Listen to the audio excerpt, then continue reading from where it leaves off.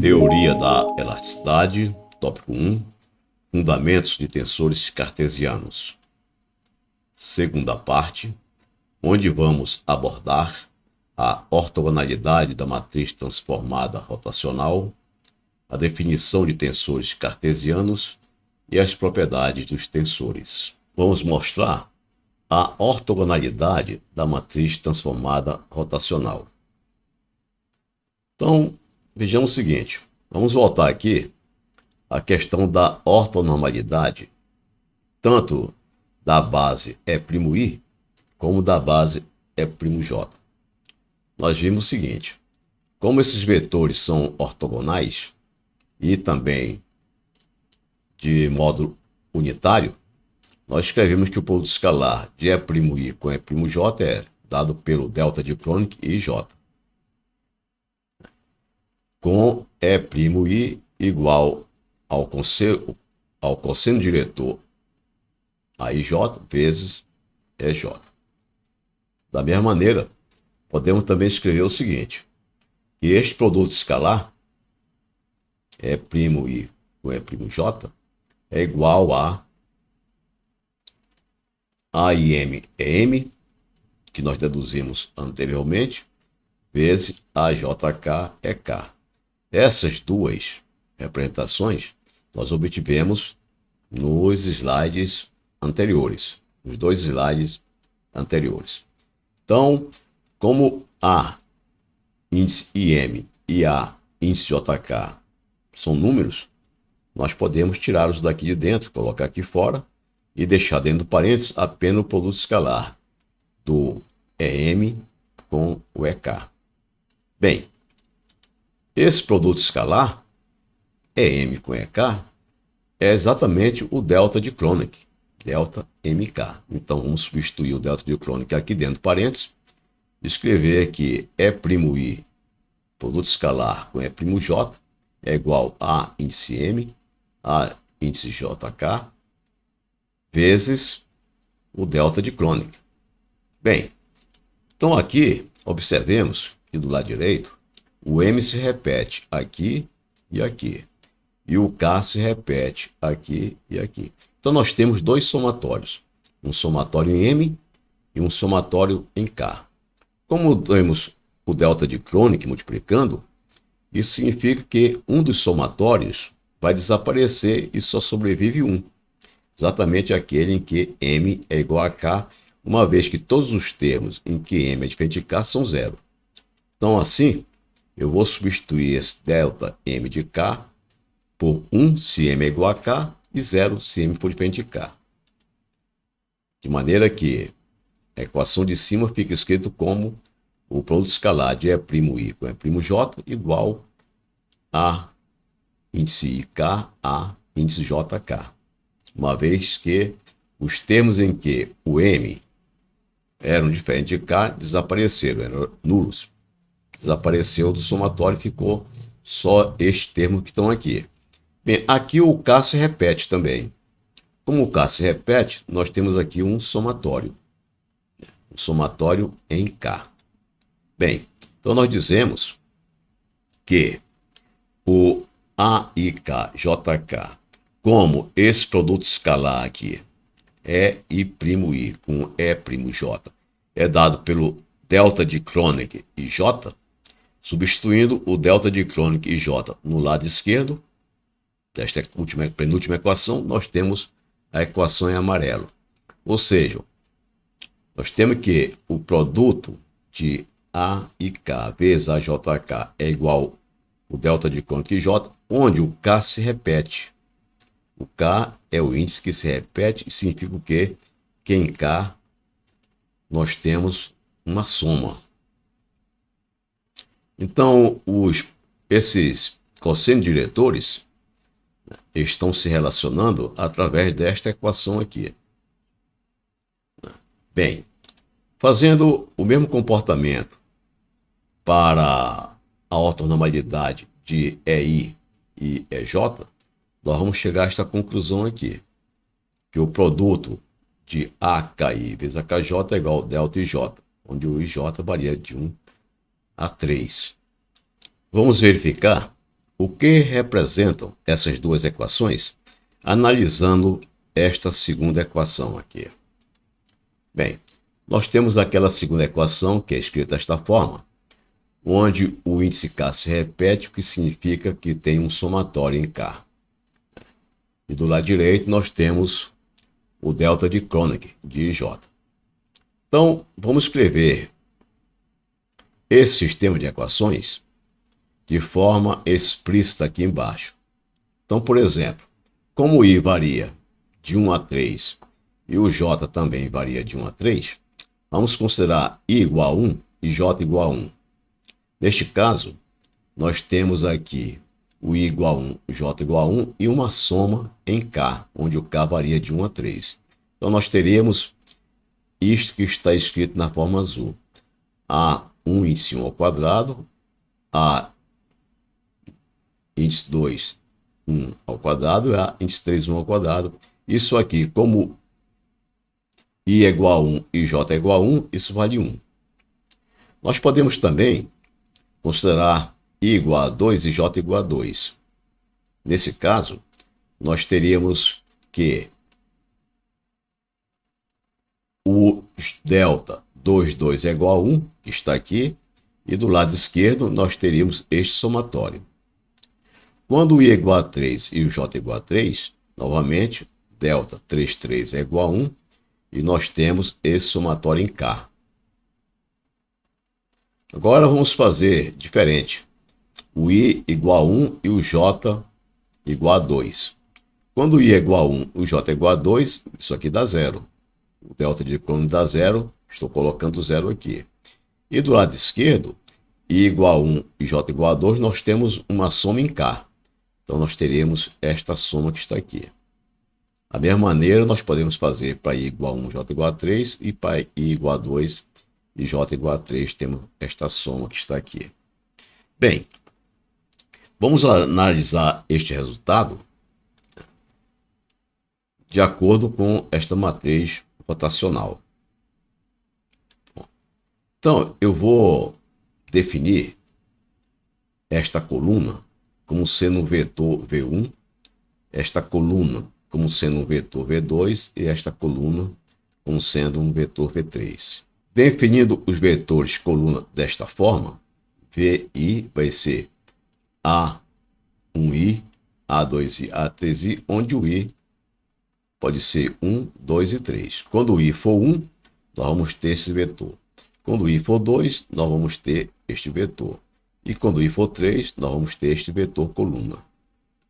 Daí, nós podemos dizer o seguinte, que VI vezes VJ, esse vetor coluna, vezes um outro vetor coluna ou vezes ele próprio, vai ser dado por esse delta IJ. Por quê? Porque eu sei que esta coluna vezes ela própria é isto aqui, que dá 1. O produto escalar desta coluna por ela própria dá essa segunda linha. E o produto escalar desta coluna por ela mesma dá a terceira linha. Agora, se eu fizer o produto escalar desta coluna P1 pela coluna V2, vai dar 0. Portanto, quando o I for diferente de J, quando o I for 1, J igual a 2, dá 0. Essa coluna por esta coluna aqui, a coluna 1 pela coluna 3, também dá 0, que é esta aqui. E a coluna 2 pela coluna 3 também dá 0, que é isto aqui. O que esta equação está nos mostrando é que esta matriz rotacional A, ela possui colunas, cujo produto escalar é dado por esta representação aqui. Ou seja, se elas forem iguais, o produto escalar dá 1. Se elas forem diferentes, o produto escalar dá 0. Essa matriz possui as colunas ortonormais. Da mesma maneira, se nós usarmos a equação anterior a esta, nós vamos ter que o produto dos vetores constituído pelas linhas também obedece uma relação como esta. Ou seja, as linhas da matriz rotacional, elas representam também vetores ortonormais. Então vejamos aqui, quando nós substituímos o caso anterior, né, nós temos o quê? Esta matriz, e a cada linha vamos representar por um vetor W1, W2 e W3, definindo os vetores WI desta forma, onde o I varia de 1, 2 e 3, onde para cada I nós temos uma linha. Então, o produto escalar de uma linha pela outra também vai obedecer esta mesma regra aqui. Então, por essa razão, nós concluímos que A é uma matriz ortogonal, em que as suas colunas representam vetores ortogonais entre si e as suas linhas também representam vetores ortogonais entre si. Nós podemos dizer também, devido a esta condição, que a matriz A é ortogonal porque o produto dela, pela sua transposta, representa a matriz identidade. Bem, vejamos agora este exemplo. Nós temos aqui um sistema x, y, z, x, y e z, e vamos fazer com que esse sistema gire de um ângulo de 60 graus em torno do eixo x. Então, o que nós queremos? Nós queremos que escreva-se a matriz da transformada rotacional. Então, inicialmente, nós temos o eixo x, y, z, daí fazemos um giro em torno do eixo x de 60 graus. E passamos a ter agora o eixo y', formando 60 graus com o eixo y, depois o eixo z', e o eixo x' continua paralelo ao eixo x, porque a rotação foi em torno do eixo x. Bem, essa matriz ela é dada por esta representação aqui, onde cada elemento de entrada representa o cosseno diretor de um certo eixo do sistema rotacionado em relação a um eixo do sistema original. Bem, então, olhando para a figura, por exemplo, o ângulo do eixo x' com o eixo x, o ângulo do eixo x' com o eixo x é zero. Então, por quê? Porque o eixo x' é paralelo ao eixo x. Como ele é zero, então o cosseno de zero é o que está aqui. Depois, nós temos este elemento aqui, cosseno de x' com y.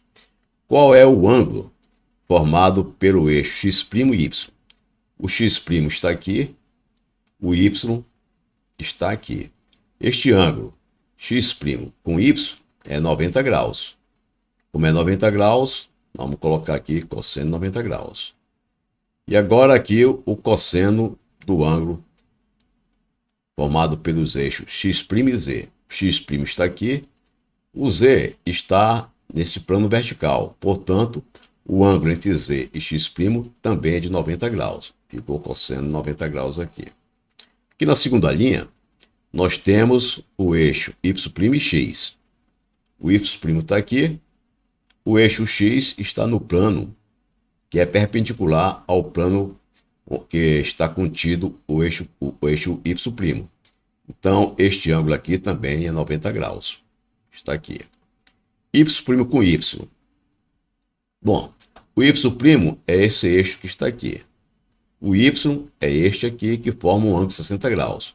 Então, colocamos cosseno de 60 graus aqui. Y' com z. O y' está aqui, o z está aqui. Ora, se aqui é 60, então o ângulo de y' com z é 30.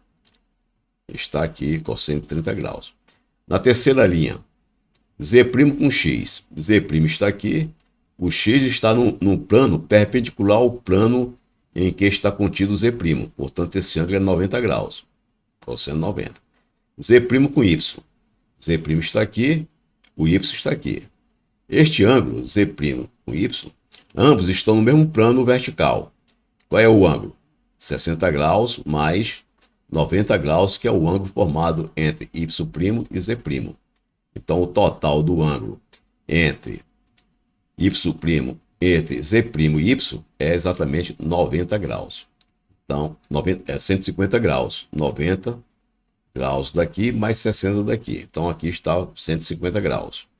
E Z' com Z, Z' com Z, como como o eixo Y' girou de 60 graus em relação a Y, então o Z' também girou de 60 graus em relação a Z.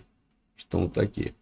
Substituindo os cossenos desses ângulos, nós temos esta matriz aqui. Então esta é a matriz rotacional, né, deste exemplo que acabamos de apresentar. Na letra B, escreva as coordenadas do ponto x, y, z, representado pelos números 1, 2 e 3, no sistema rotacionado. Então vamos fazer o seguinte, vamos escrever aqui as coordenadas do sistema rotacionado e as coordenadas iniciais. Nessas coordenadas iniciais, vamos aplicar a matriz rotacional e obter o sistema do lado esquerdo. Muito bem. A matriz rotacional A, nós encontramos que é dada desta forma que está aqui. Então vamos escrever lado esquerdo x', y', z', do lado direito a matriz A, que está aqui, vezes essa matriz coluna, que está aqui. E vamos fazer o produto desta matriz 3 por 3 pela matriz coluna.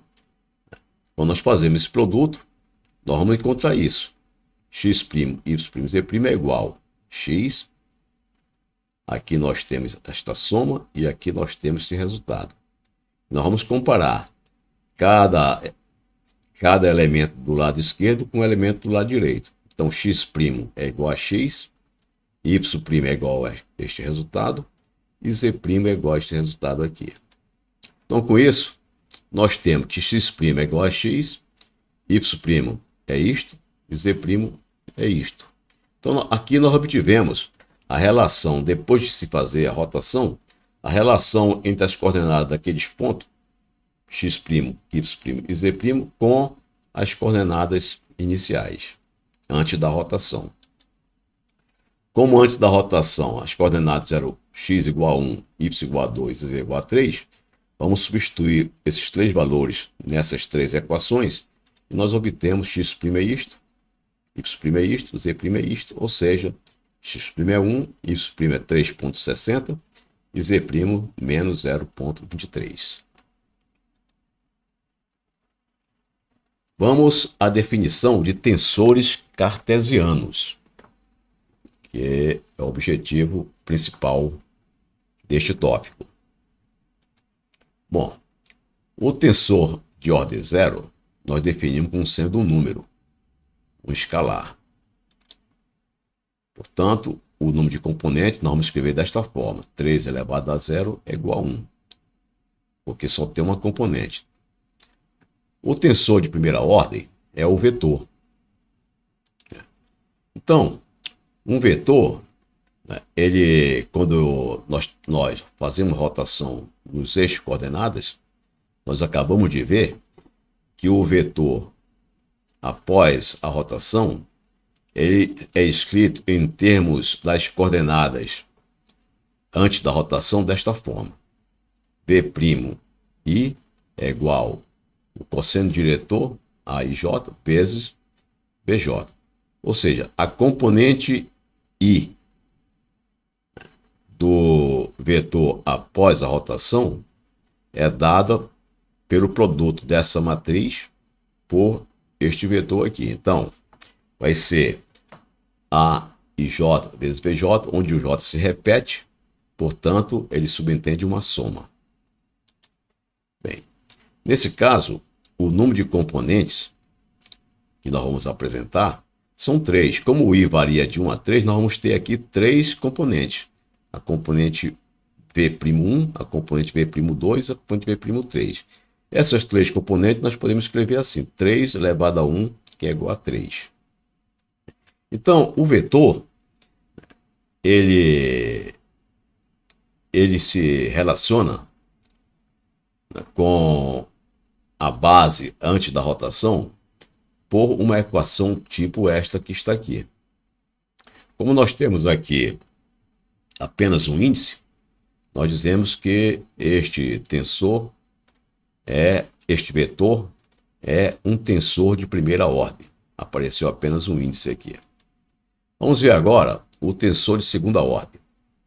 O tensor de segunda ordem, que nós vamos ver com mais detalhes mais tarde, no próximo tópico.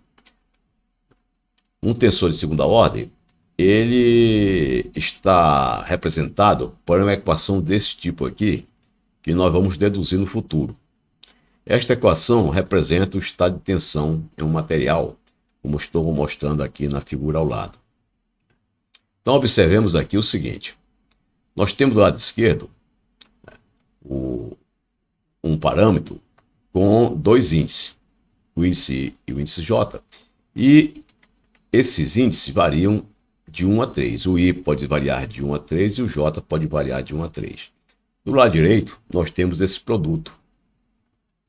Esse índice AIM, AJN e tal MN. Então, observemos aqui o seguinte, que o M, ele se repete aqui e aqui. E o N se repete aqui e aqui. O I e o J não se repetem. O I e o J estão representando o lado esquerdo. Portanto, o I e o J, eles são fixos. O que está variando aqui é o M e o N. Como eles se repetem, representam um somatório. Então, do lado direito, nós temos dois somatórios. Um somatório no índice M, que repete aqui e aqui, e um somatório no índice N, que está repetindo aqui e aqui. Então, os índices I e J são os índices livres e os índices M e N são os índices mudos. Muito bem. Então, qual é o número de componentes?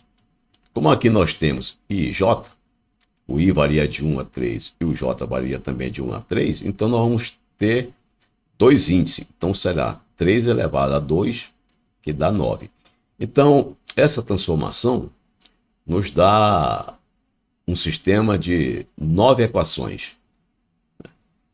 9 equações. E do lado direito, nós temos um somatório em M, que varia de 1 a 3, e um somatório em N, que varia de 1 a 3. Portanto, nós temos uma soma total de 9 termos do lado direito. O tensor de terceira ordem seria escrito desta forma. Nós teríamos aqui do lado esquerdo 3 índices. Índice I, J e K. E do lado direito, nós teríamos este produto, onde o M se repete aqui e aqui, o N se repete aqui e aqui, e o L se repete aqui e aqui. Então, nós teríamos aqui 3 somatórios.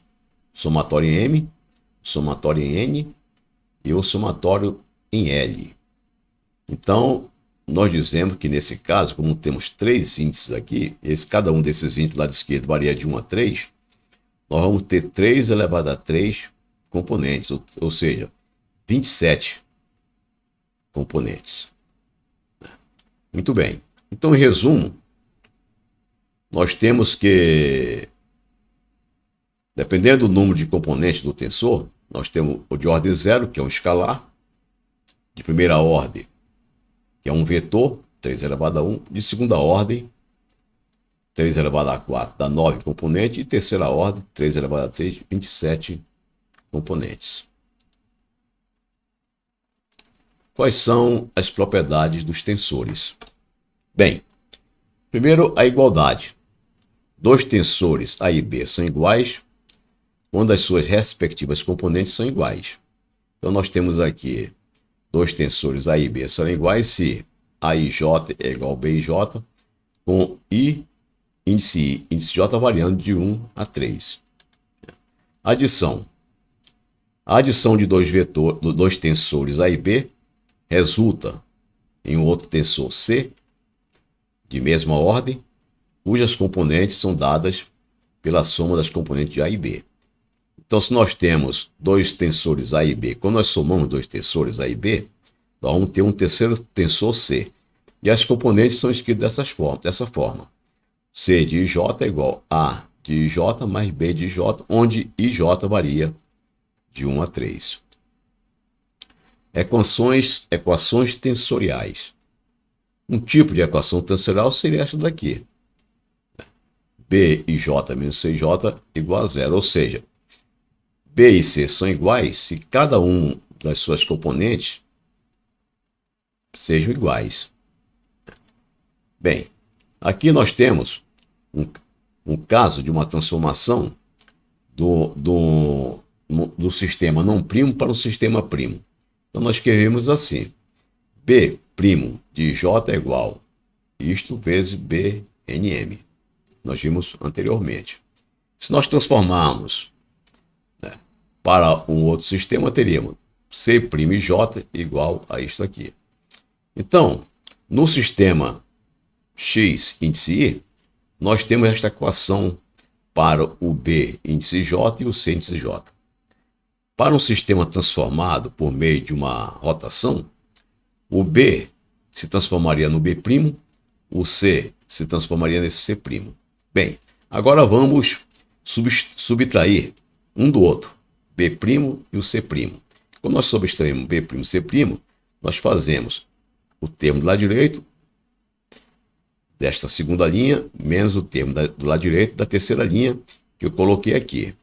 Agora eu posso colocar nesta equação o AN e o AJM em evidência. Ficou desta maneira. Quando nós fazemos isso, nós observamos o seguinte, que entre esse parênteses aqui, entre esses dois parênteses, nós temos BNM menos CNM, que obedece essa condição aqui de cima, da primeira linha. Obedece àquela condição do sistema XI, sem o primo. Então, como ela obedece, ela deve ser zero, uma vez que esta linha aqui é zero. Portanto, este parênteses aqui é zero e este produto todo vai dar zero. Ou seja, B' e J menos C' e J também é igual a zero. O que significa? Significa que, uma vez nós temos esta equação, né, no sistema sem primo, esta mesma equação nós vamos repetir no sistema primo. Então, esta equação é invariante quando mudamos de um sistema não primo para um sistema primo. A multiplicação de um tensor por um escalar é dada desta forma. Se temos um tensor BJ multiplicado por um escalar, vai dar um tensor CJ. Então, esse tensor CJ obtido da multiplicação, ele é obtido multiplicando-se o escalar por cada um dos elementos do tensor B. A multiplicação de um tensor de primeira ordem por um tensor de segunda ordem nos dá um tensor de terceira ordem. Então, BI é um tensor de primeira ordem, só tem um índice. CJK é um tensor de segunda ordem, que tem dois índices, e o produto deles vai dar um tensor de terceira ordem, que é o tensor DIJK. Então, BI, primeira ordem, CJK de segunda ordem e o DIJK é de terceira ordem. Agora façamos a transformação, né, do vetor B, C e D para o vetor primo, para o sistema primo. Então, no sistema primo, o que nós temos? No sistema primo, nós temos que B' e JK vai ser B'I com C'Jk. Mas o B'I é dado por isto. B'I é dado por este produto. E o C'Jk é dado por esse produto que nós obtivemos nos slides anteriores. Bem, todos os A's, A e M, e AJN e AKL são números, são escalares. Eu posso pegar esses números, são os elementos das matrizes. Eu posso tirar esses números, colocar para o lado de fora e deixar dentro do parênteses apenas BM e CNL. Bem, o que é BM, CNL? BM, CNL nada mais é do que o vetor D dmnl, que eu obtenho a partir dessa equação que está aqui. Bem, então nós concluímos o quê? Que o vetor d' e jk é dado por esse produto dessas três matrizes com o tensor dmnl.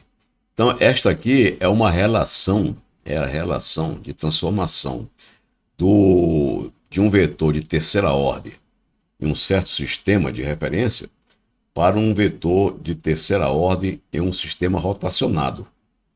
Então, ela acontece desta forma aqui, onde temos aqui o produto de três matrizes A, pelo vetor não, o tensor não rotacionado. Então vamos ver agora alguns exemplos, como esse que vou apresentar. Se φ é um escalar, mostre que a derivada de φ em relação a uma variável de índice i é um tensor de primeira ordem. B, a derivada segunda de φ em relação as variáveis representadas pelo índice i e j é um tensor de segunda ordem. E a derivada de φ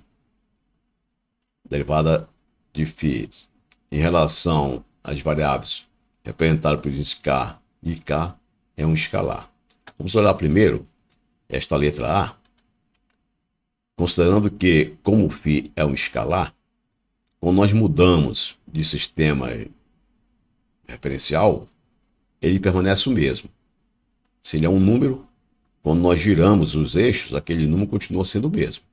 Então, nós vamos dizer que φ no sistema x índice i é igual a φ' no sistema x' índice i.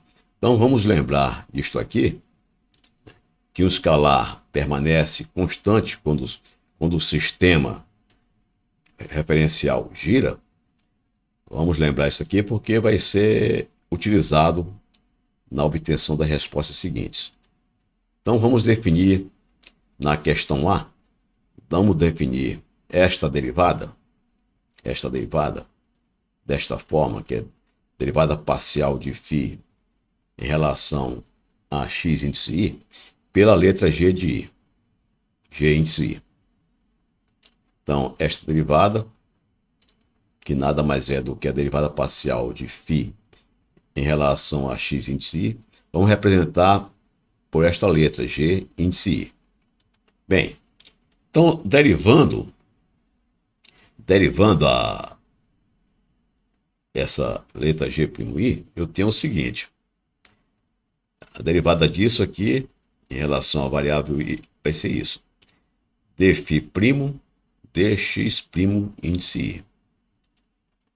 Como φ' é igual a φ, que nós obtivemos aqui, φ é um escalar, então como φ é um escalar, φ é igual a φ', então vou substituir o φ' por φ, vai ficar isso que está aqui. Bem, esta derivada parcial de φ em relação a x' i, eu posso escrever desta forma que está aqui. Dizer que isto aqui é a derivada de φ em relação à variável xj e de xj em relação a x'. Estou usando aqui a regra da cadeia. Bem, acontece o seguinte, que pela transformação que nós estudamos anteriormente, quando o eixo x' gira, sofre uma rotação em relação ao eixo xy, as coordenadas x' de j passam a ser escritas desta forma. X' de j é igual ao cosseno diretor a ji vezes x de i. Invertendo isso aqui, x de j é igual a ij vezes x' de i. Agora, derivando a derivada parcial de xj em relação a x' i, vai dar simplesmente a índice j. Então, a derivada disto aqui é igual, derivada disto aqui em relação a x' é igual a índice j onde A índice J é o cosseno diretor, que é uma constante. Então nós temos que a derivada parcial de x índice J em relação a x'I é igual a IJ. E nós vamos utilizar esse resultado nessa equação de cima. Nós vamos escrever então que G'I é igual a isto vezes isto. Esta parte do lado direito, essa fração do lado direito é a IJ. Eu coloquei aqui e repeti a derivada parcial de φ em relação a XJ. Bem, mas quem é derivada parcial de φ em relação a XJ? É o G de J. Segundo esta equação que está aqui, do lado esquerdo, no canto do lado esquerdo, o canto de baixo do lado esquerdo. Então, como essa derivada é dada por G de J, nós temos que G' de I é igual a I de J vezes G de J. Bem, então, o que eu tenho aqui? G' de I é usando ainda esta equação, G' de I seria o φ' de I. G' de I seria o φ' de I. Então, eu teria aqui φ' de I é igual a IJ, GJ. Quem é GJ? GJ é o φ, J. Φ, J. Então, com isso, nós observamos o seguinte, que esta derivada aqui, ela obedece àquela relação de transformação dos tensores de primeira ordem. Nós temos aqui a componente I, e do lado direito eu tenho a IJ, a componente J. Esta relação aqui é característica de uma transformação de um tensor de primeira ordem. Portanto, a derivada de φ em relação a I representa um tensor de primeira ordem.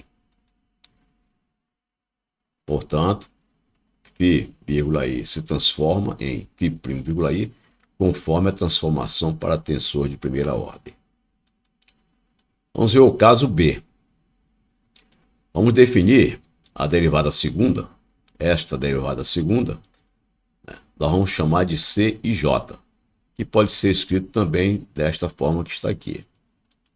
Vamos trazer para cá. Então, o C' de J vai ser a derivada segunda de φ' em relação a x'I, x'J. Estou usando essa mesma equação, substituindo o que está aqui sem o primo com o primo. Então ficou C' e φ' e x'. Mas isso que está aqui, eu posso escrever assim. Colocar dρ x'I em evidência e deixar dentro do parênteses o dρ φ de φ' J. Mas, usando a regra da cadeia, o que está dentro do parênteses, eu posso escrever desta forma aqui, em relação às variáveis xk. Bem, acontece que a derivada de xk em relação a x'J, nós já fizemos no índice, na letra anterior, na letra A. Ela vale isso que está aqui. Então, vou colocar isto no lugar desta derivada. Então, nós vamos ter C' vai ser igual derivada dρ x', que está aqui, dρ φ, dρ xk, que está aqui, onde temos esta derivada de xk em relação a x'J, eu vou chamar de AJK. Agora, eu lembro que isto que está aqui, dx, derivada parcial disto aqui em relação a x', eu posso usar a regra da cadeia e dizer que é derivada parcial do que está dentro do parênteses em relação a xm e depois xm em relação a x', xi. Usei aqui, novamente, a regra da cadeia nesta função que está dentro do parêntese. Isto que está ao lado direito é exatamente o cosseno diretor AIM. Cosseno diretor AIM. Então, vou representar aquela soma anterior por isto aqui. Bem, agora eu posso reescrever desta forma. Isto aqui é um número, isto aqui é um número. Eu vou pegar esse número, colocar aqui na frente e reescrever a derivada segunda desta maneira que está aqui. Então, com isso, olhando de novo para o 6J que está aqui à esquerda, embaixo, no canto esquerdo, então nós vemos o seguinte, que o que está aqui, a derivada segunda de φ em relação a xmxk, é exatamente o CMK. Então, vou substituir isso aqui. Agora, observemos que C'J é dado por φ', vírgula, e J. Desta condição que está aqui. Ó. C'J é igual a φ' e J. Então, substituindo agora C'J por φ', vírgula, e J, nós encontramos esta relação que está aqui. Ó.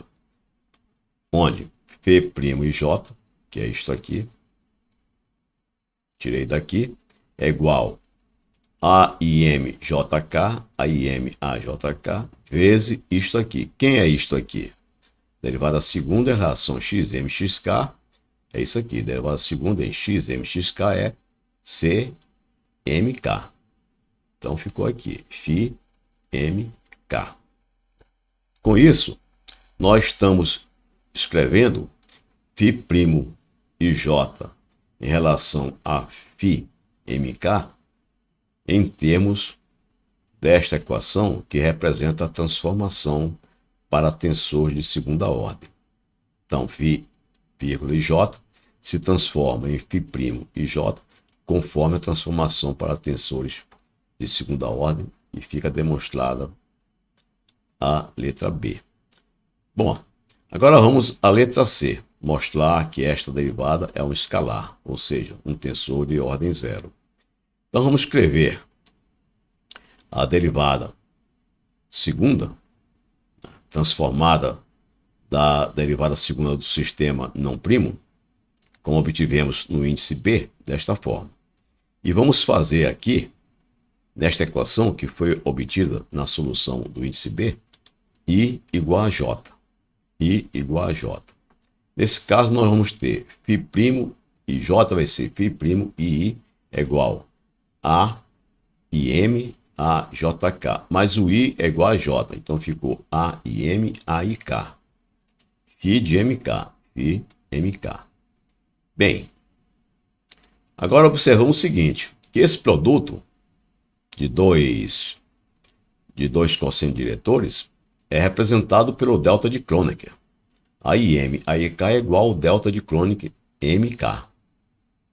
Bem, substituindo o delta de Kronecker aqui, vamos ter que φ' e I é igual ao delta de MK, φ de MK.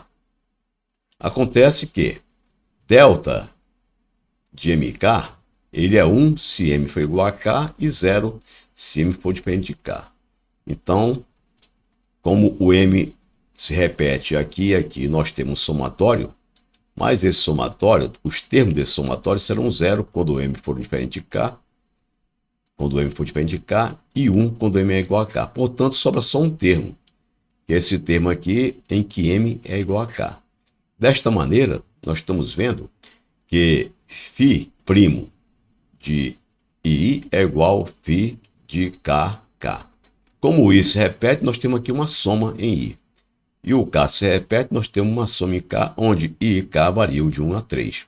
Portanto, a soma do lado esquerdo é igual à soma do lado direito.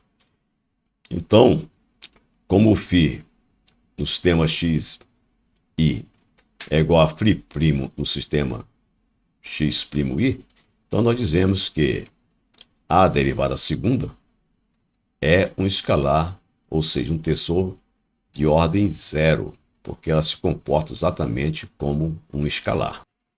Assim, concluímos o tópico Fundamentos de Tensões Cartesianas do curso Teoria da Elasticidade.